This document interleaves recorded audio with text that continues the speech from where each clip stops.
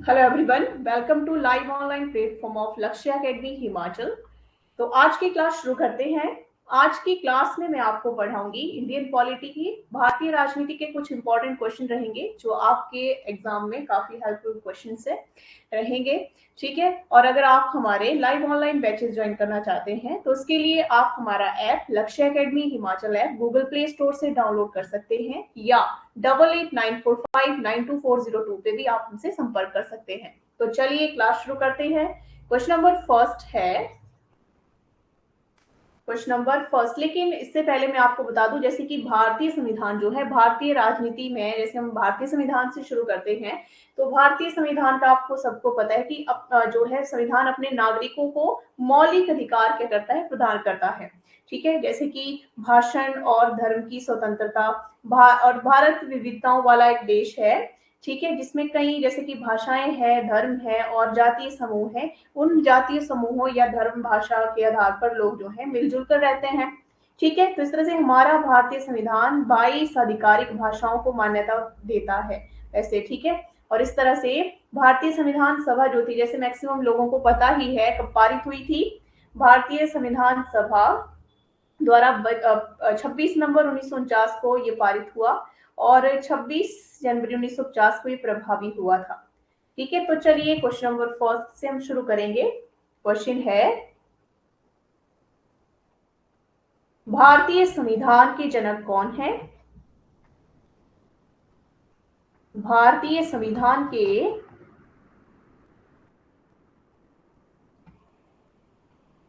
जनक कौन है? तो मैक्सिमम लोगों को वैसे तो पता है भारतीय संविधान के जो जनक हैं वो कौन है। तो इसका राइट आंसर है भीमराव अंबेडकर। भीमराव अंबेडकर इसका राइट आंसर रहेगा। ठीक है, भीमराव अंबेडकर भारतीय संविधान के जनक हैं। और प्रतिपक्ष नेता मदन चोपड़ा ने कहा कि डॉक्टर जो भीमराव अंबेडकर, ठीक है, सही मायनों में एक मानवतावादी नेता थे। ठीक है, तो इस तरह से भारतीय संविधान के जनक किसे माना जाता है?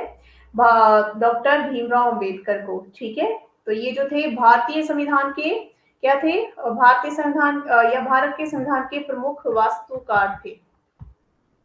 ठीक है, और उन्हें 1947 में संविधान मसौदा समिति का अध्यक्ष नियुक्त किया गया था। ठीक है, तो यहाँ तक अच्छे से आपको समझ आ गया होगा। क्वेश्चन नंबर सेकंड है,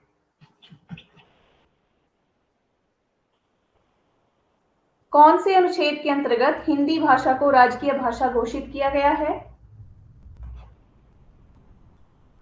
कौन से अनुच्छेद, कौन से आर्टिकल के अंतर्गत हिंदी भाषा को, हिंदी भाषा को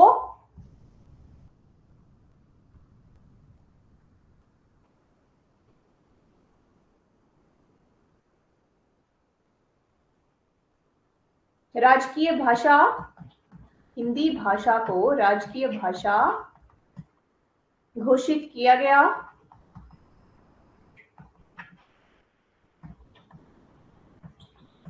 घोषित किया गया है। तो इसका राइट आंसर आएगा अनुच्छेद आर्टिकल 343(1).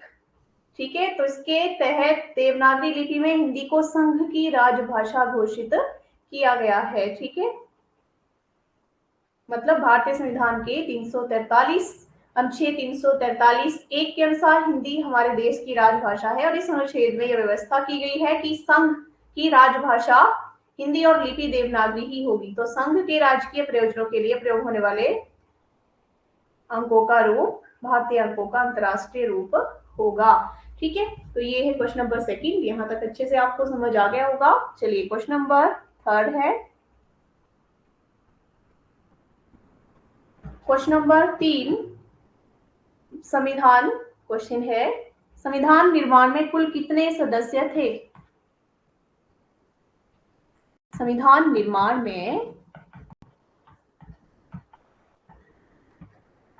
कुल कितने सदस्य थे? तो कितने सदस्य थे? तो इसका राइट आंसर आएगा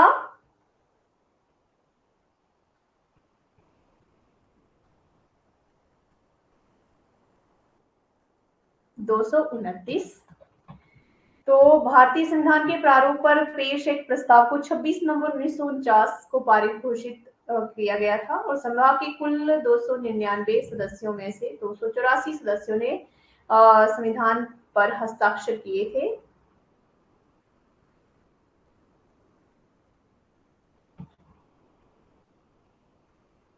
टू 299। ठीक है।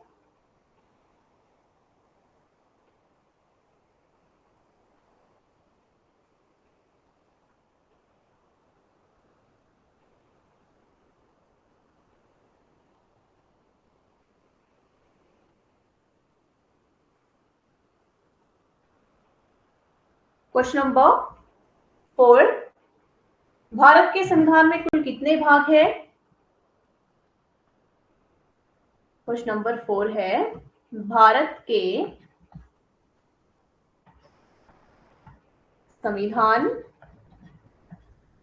के संविधान में कुल कितने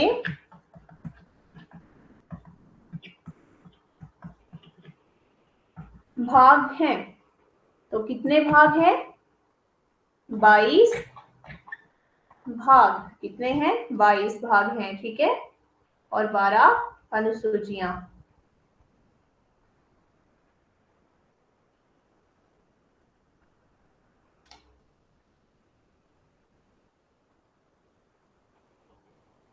क्वेश्चन है, भारतीय संविधान को कहां रखा गया है? भारतीय संविधान को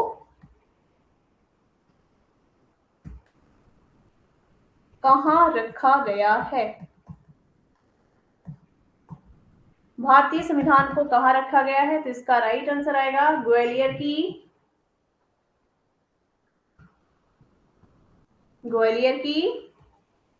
सेंट्रल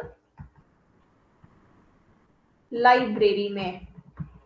ग्वालियर की सेंट्रल लाइब्रेरी में, मतलब इस संविधान की एक मूल प्रति ग्वालियर की सेंट्रल लाइब्रेरी में रखी हुई है और इस प्रति में पहले राष्ट्रपति डॉक्टर राजेंद्र प्रसाद और प्रधानमंत्री जवाहरलाल नेहरू सहित सब संविधान सभा के सदस्यों के हस्ताक्षर भी हैं। तो इस तरह से संविधान की मूल प्रति महाराज बाड़ा स्थित सेंट्रल लाइब्रेरी में सुरक्षित है। ठीक है।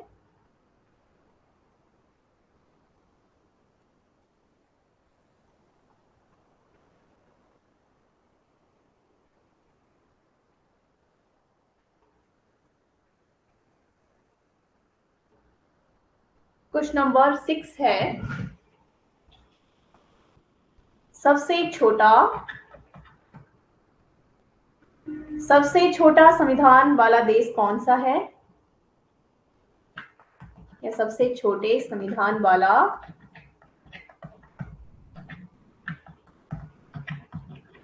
देश कौन सा है? तो इसका राइट आंसर क्या आएगा? मोनाको। कौन सा देश है? मोनाको। ठीक है। तो मोनाको का संविधान दुनिया का सबसे छोटा संविधान है। ठीक है, जिसमें 3814 शब्द और महज 96 आर्टिकल हैं और इस संविधान को पहली बार मोनेगास्का क्रांति के बाद अपनाया गया था। ठीक है। क्वेश्चन नंबर 7 है, भारत का सबसे बड़ा कानून क्या है?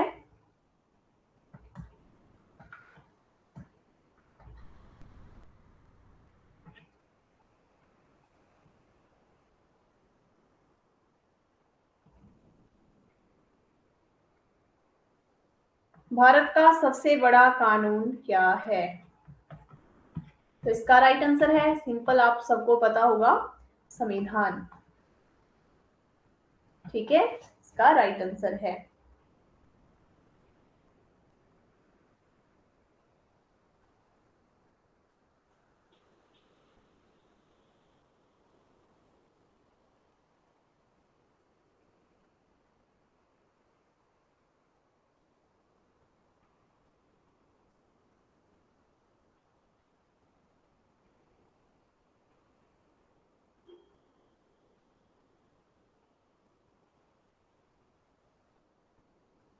Question number 8। क्वेश्चन नंबर 8 है,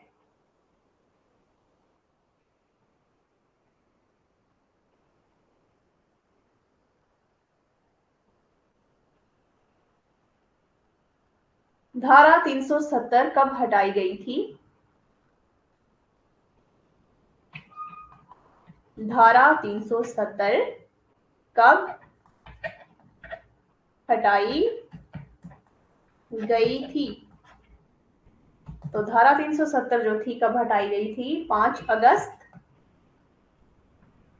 2019 को। ठीक है, जम्मू कश्मीर से आर्टिकल 370 हटाने के फैसले को सुप्रीम कोर्ट ने बरकरार रखा। मतलब 5 अगस्त 2019 को मोदी सरकार ने जम्मू कश्मीर से अनुच्छेद 370 के प्रभाव को खत्म कर दिया था। ठीक है,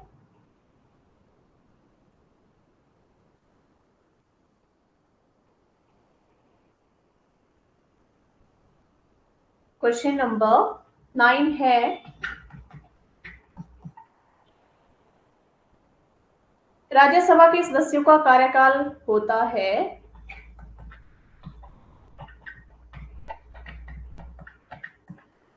राज्यसभा के सदस्यों का कार्यकाल होता है, कितना होता है? 6 वर्ष का। ठीक है, तो प्रत्येक सदस्य को 6 वर्ष की अवधि के लिए निर्वाचित किया जाता है और भारत का उपराष्ट्रपति राज्यसभा का पदेन सभापति होता है। ठीक है, और यह सदन अपने सदस्यों में से एक उपसभापति का चुनाव भी कर लेता है। क्वेश्चन नंबर 10 है, नागरिकता संबंधी प्रावधान किस अनुच्छेद में है? नागरिकता संबंधी प्रावधान किस अनुच्छेद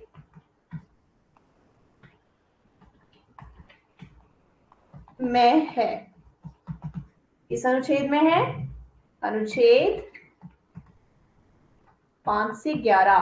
ठीक है, भारत में कानून भारत के संविधान द्वारा शासित होते हैं, तो नागरिकता अनुच्छेद 5 से 11 भारत की नागरिकता से संबंधित है। क्वेश्चन नंबर 11 है, विधानसभा द्वारा बनाए गए विधेयक को क्या कहा जाता है? विधानसभा द्वारा बनाए गए विधेयक को क्या कहा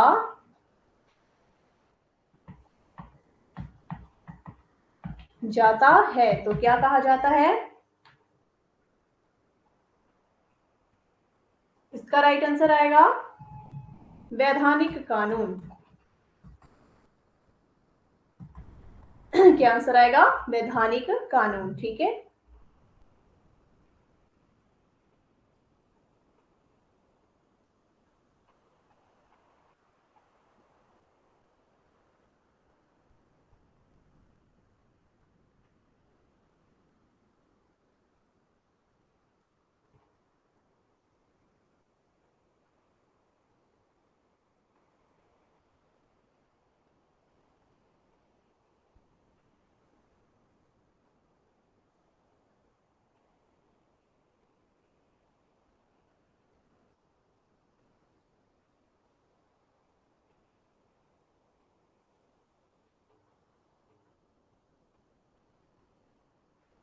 क्वेश्चन नंबर 12 है,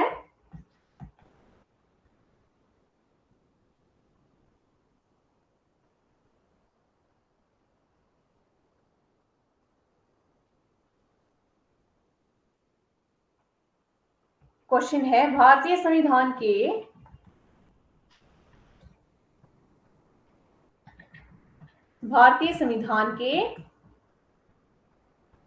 आपातकालीन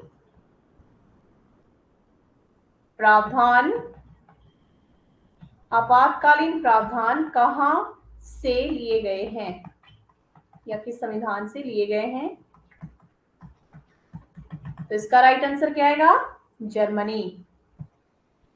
कहां से लिए गए हैं? जर्मनी से। ठीक है, संविधान, भारतीय संविधान के आपातकालीन प्रावधान जर्मनी से लिए गए हैं और भारतीय संविधान का भाग 18 आपातकालीन प्रावधानों से संबंधित है।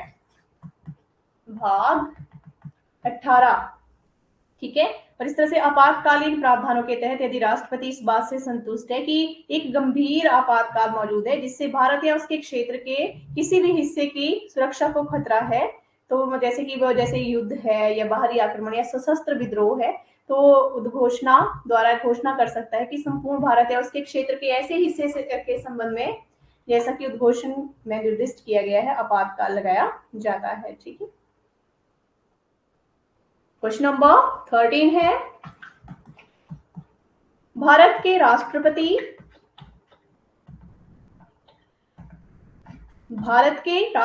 द्वारा राज्यसभा के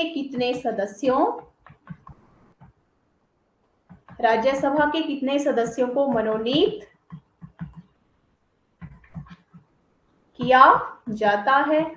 ठीक है, तो कितने सदस्य मनोनीत होते हैं राष्ट्रपति द्वारा? 12 सदस्य। 12 सदस्य जो है मनोनीत होते हैं। तो राज्यसभा संसद का क्या है? ऊपरी सदन है, उच्च सदन है और स्थायी सदन है, जो राज्यों और केंद्र शासित प्रदेशों का प्रतिनिधित्व करता है। और इसकी सदस्यता अधिकतम 250 सदस्यों के लिए निर्धारित है, जिसमें से 238 जो है राज्यों और केंद्र शासित प्रदेशों के प्रतिनिधियों द्वारा चुने जाते हैं। और 12 सदस्यों को किसके लिए? जैसे कि जिनको क्या ज्ञान प्राप्त है, जैसे साहित्य का, विज्ञान, कला, सामाजिक सेवा, ठीक है, इसके लिए जो है राष्ट्रपति द्वारा ये नामित किए जाते हैं। ठीक है,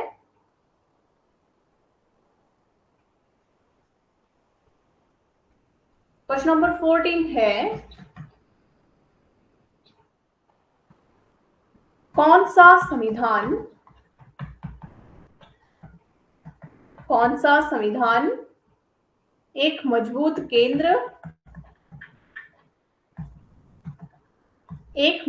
केंद्र के कारण भारतीय संविधान के समान है? तो इसका राइट आंसर क्या आएगा? कनाडा। राइट आंसर है, मतलब भारतीय संघीय व्यवस्था में मजबूत केंद्र एक ऐसी विशेषता है जो कनाडा से उधार ली गई है या उससे लिए गए हैं। तो राज्यों का संघीय अभिव्यक्ति भी कनाडा से ही ली गई है। ठीक है,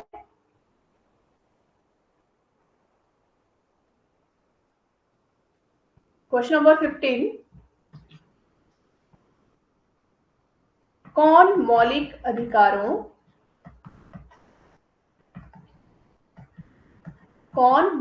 अधिकारों को निलंबित कर सकता है? कौन मौलिक अधिकारों को निलंबित कर सकता है? तो इसका राइट आंसर आएगा राष्ट्रपति। कौन कर सकता है?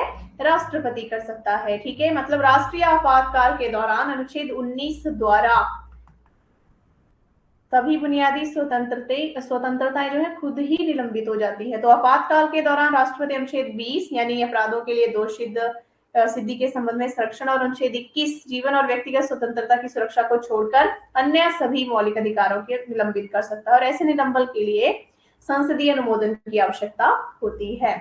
ठीक है, क्वेश्चन नंबर 16, कौन सा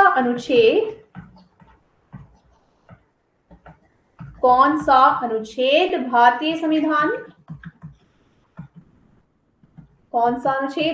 संविधान में संशोधन की प्रक्रिया से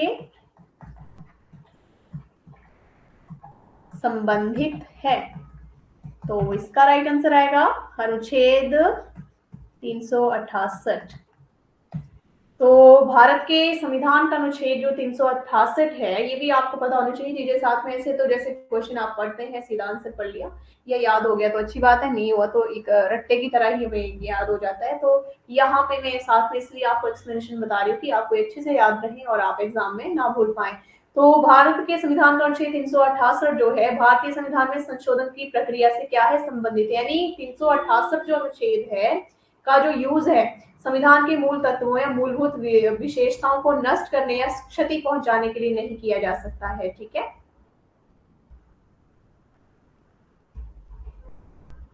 क्वेश्चन नंबर 17 है, किसे भारतीय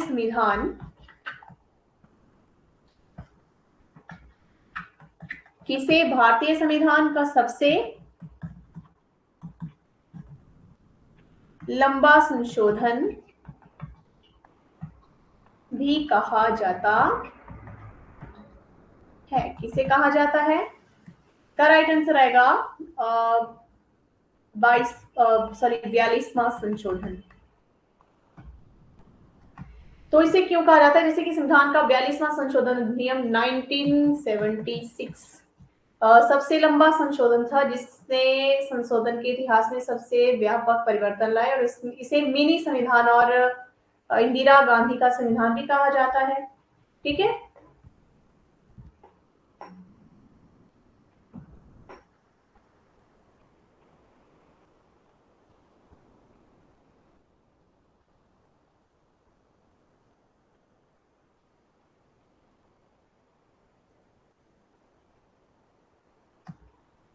क्वेश्चन नंबर 18,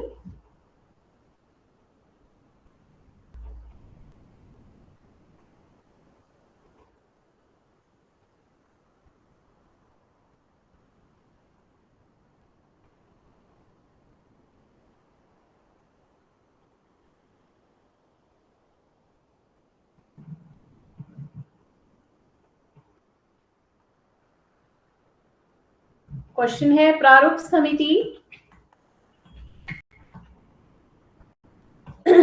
समिति ने भारतीय संविधान का पहला प्रारूप कब प्रकाशित किया? पहला प्रारूप कब प्रकाशित किया? तो इसका राइट आंसर है 4 फरवरी 1948। तो प्रारूप समिति भारतीय संविधान का प्रारूप तैयार करने के लिए भारत की संविधान सभा द्वारा नियुक्त एक समिति थी। समिति की अध्यक्षता जो थी डॉक्टर भीमराव अंबेडकर ने की, जिन्हें भारतीय संविधान का मुख्य वास्तुकार भी कहा जाता है। ठीक है। तो प्रारूप समिति में अंबेडकर सहित 7 सदस्य थे, और यह संविधान का प्रारूप तैयार करने के लिए उत्तरदायी था, जो भारतीय लोगों की आकांक्षाओं और मूल्यों को प्रतिबिंबित करेगा। तो इस तरह से भारतीय संविधान का यह पहला मसौदा फरवरी 1948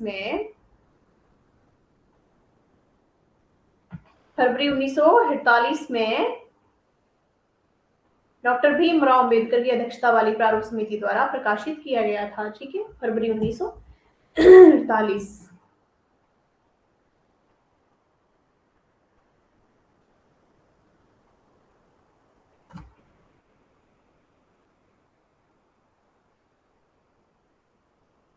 क्वेश्चन नंबर 19, भारतीय संविधान या भारत की संविधान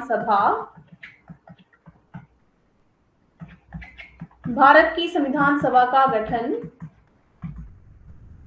कैसे किया गया था? तो इसका राइट आंसर आएगा 1935 में स्थापित प्रांतीय विधानसभाओं के सदस्यों द्वारा अप्रत्यक्ष चुनावों द्वारा, इनडायरेक्ट इलेक्शन द्वारा। ठीक है। तो इस तरह से इस विधानसभा के सदस्यों को अप्रत्यक्ष रूप से चुना गया था, जो अनुपातिक प्रतिनिधित्व एकल संक्रमणीय मत पद्धति की विधि द्वारा प्रांतीय विधानसभाओं के सदस्यों द्वारा किया जाता है। ठीक है।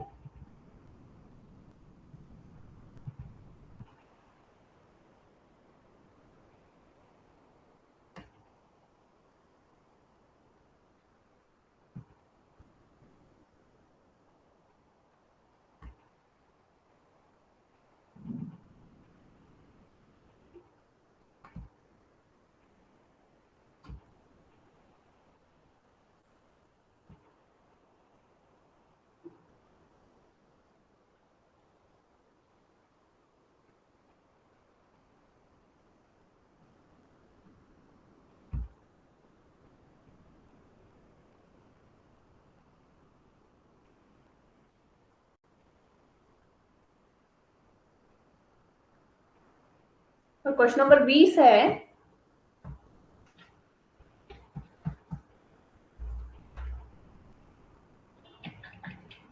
प्रथम केंद्रीय